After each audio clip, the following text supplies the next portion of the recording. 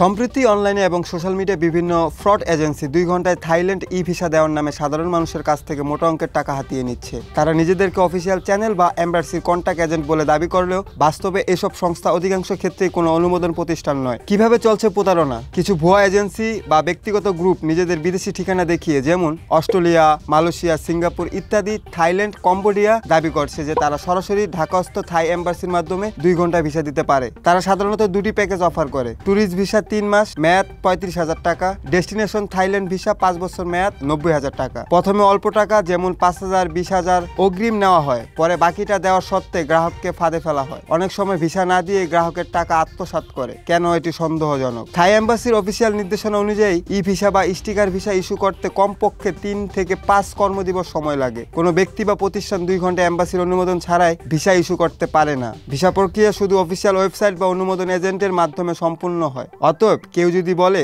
আমরা এম্বাসির মাধ্যমে সরাসরি 2 ঘন্টায় ভিসা দেই, তাহলে সেটি নিঃসন্দেহে প্রতারণার ইঙ্গিত বহন করে। কিভাবে নিরাপদ থাকবেন? সর্বদা থাই এম্বাসির অফিসিয়াল ওয়েবসাইট বা তাদের ঘোষিত অনুমোদন এজেন্সির মাধ্যমে আবেদন করুন। কখনোই অপরিচিত এজেন্সি বা সোশ্যাল মিডিয়ার বিজ্ঞাপন দেখে টাকা পাঠাবেন না।